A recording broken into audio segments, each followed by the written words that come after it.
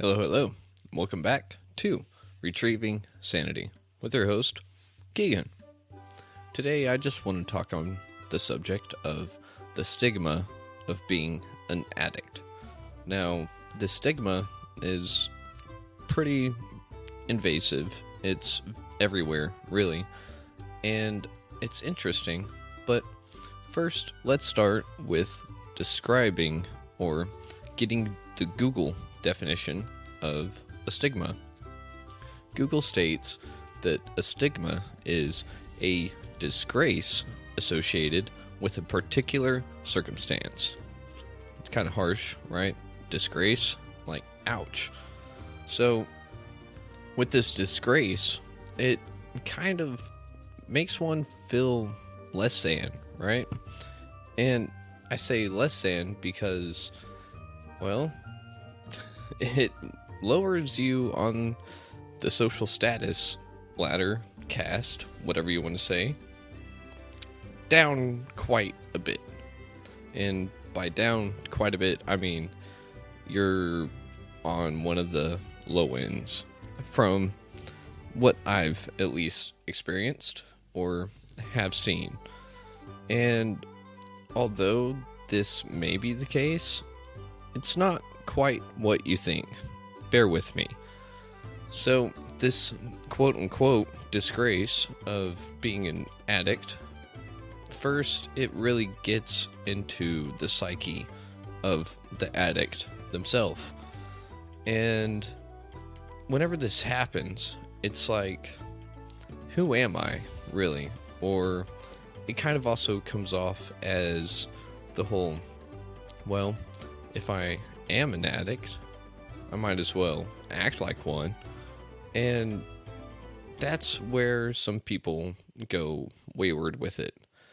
And a lot of people think addict and associate it with criminality. And they're not particularly wrong, but they're also not right. I will say they are right in the sense that most substances that are used or associated with being an addict, are illegal, but for stupid reasons, and that is another episode. But let's see. The same can be said with an alcoholic. And for an alcoholic, it sucks because your substance of choice is, well, everywhere. And by everywhere, I mean literally everywhere. So, I mean, I don't even have to go into detail. Just, I can go basically anywhere that I can buy stuff, and it's probably there. Anyways, with this mindset that someone is an addict, therefore equals bad, people will immediately put you or put that person in such a low mindset, they won't even give them the time of day a lot of the time. And again, it's not quite what you think for some. But let's get back to the addict. So, the addict now has a stigma to fight against. And it's not just against society. It's not against other people's perception of them. It's the addict's perception of themselves. Again, I had said, well, if I'm an addict, if I'm an alcoholic, I might as well act like one. Do what everyone is already thinking I'm doing. Because, well, why would I not? Right? And that's where a lot of people will go wayward with it and sometimes take it too far. But let's say you have another just average Joe and grew up decent and had the quote unquote average life and just got afflicted with this disease of choice. And now he has to try to maintain his normalcy, but as soon as the cat is out of the bag to those around him, those people will usually start treating him in such a way that messes with the psyche that makes him go, well, fuck it, because why not? And that's where the identity part comes into play, because if I'm an addict, what else am I? Am I anything else, or am I just that? Just an addict? And I think a lot of it really comes from the upbringing. And for this reason, I want to say we are making a change, and for the positive. So, whenever we think of this addict doing what an addict does, right? He or she is now sitting there and wondering, well, what do I do? And the answer is, well, first admit there's a problem. But that's the thing. If there's not much of a problem, well, the cycle continues. If there is enough of a problem, then either that person admits it or they don't. And in my case, what happened was I admitted it and I did nothing about it for quite a while. And so you can't just admit that you are an addict or an alcoholic. You have to do something about it. You have to take some kind of action. And it's difficult because, again, you're sacrificing part of your identity for something that you have no idea about.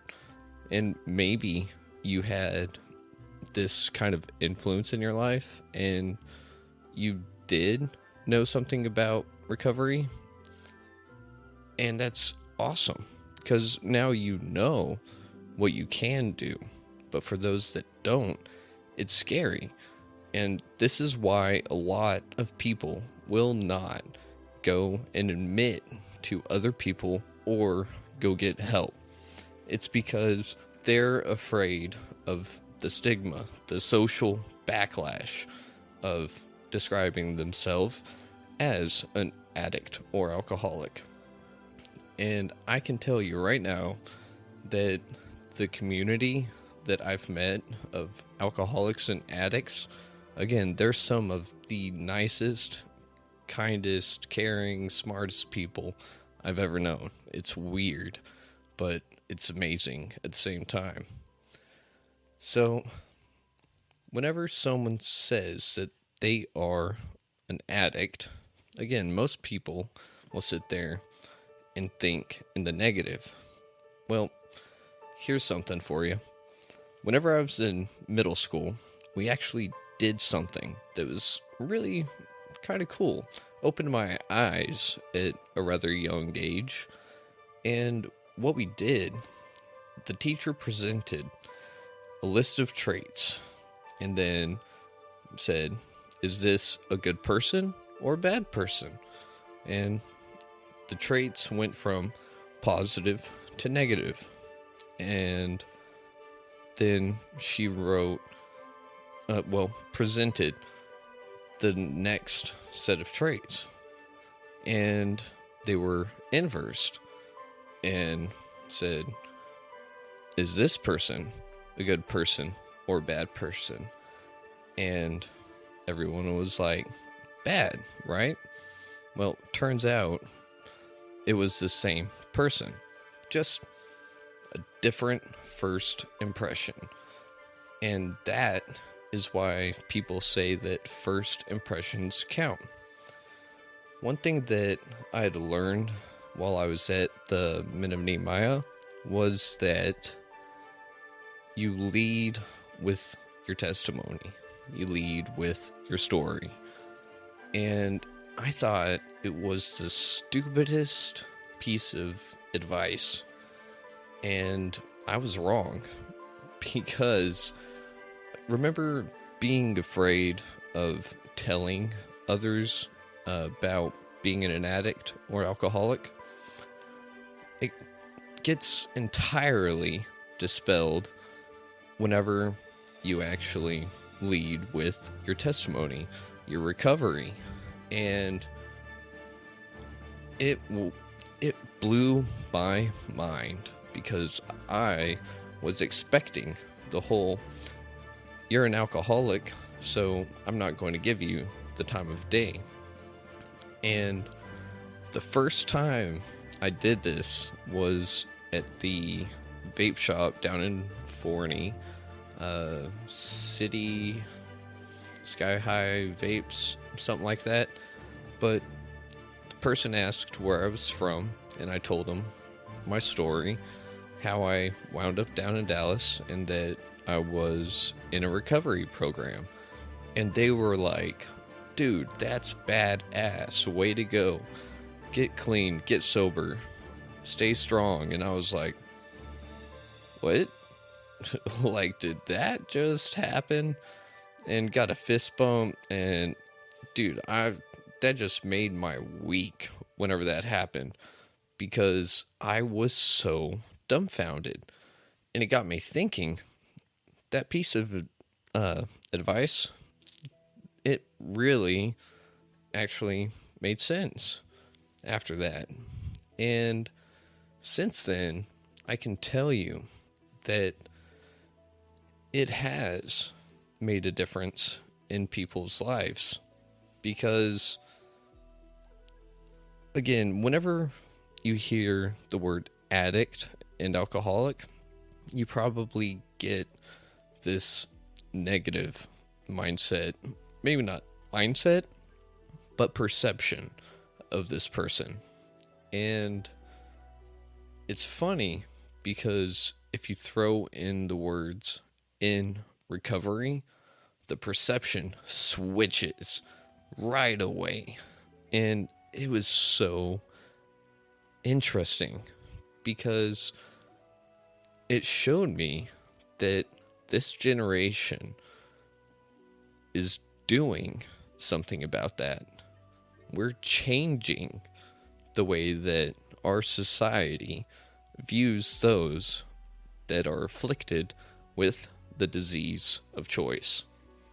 And I think that in itself is amazing. Now, I'm not saying that everyone that hears addict or alcoholic in recovery, or a recovering alcoholic, addict, however you want to put it, not everyone is going to have that perception switch. They're not going to automatically be like, oh, this person is trying to improve their life. They're trying to grow. Good for them. Nah, some people are still going to sit there and be like, addict, alcoholic, I don't want anything to do with you. And to those people, I say, not going to say it. Anyways, yeah, it's been an interesting experience watching people do this, because one of the things I really, really was not expecting was that I've seen more doors, more opportunities come across for those that have told people openly that they are an addict / alcoholic. And that has blown my mind. These people, and sometimes they can be complete strangers, can sit there and notice that that person is being vulnerable, honest, and trying to get better. And they know not everything is going to be handed to this person. This person is fighting the good fight, if you will. And they hand them equipment to deal with it. And it's so strange because, again, the way that everything had always been presented to me growing up about an addict or an alcoholic equaled bad, right? I didn't even really know what recovery was until probably early high school, I think. And even then, I was still like, no, they're not great people. I'm never going to be that. And I can thank, so I can thank DARE, the Red Ribbon Week. Sorry, that gets my speech impediment going. And I can thank all the preventative methods of trying to educate the young on what an addict is and why drugs are bad for this messed up mindset, because they were treating it as if they were all cops. Some of them were, but the thing is that they were taking the human element out. They were taking the actual person behind the drugs out. They were focusing solely on the drugs.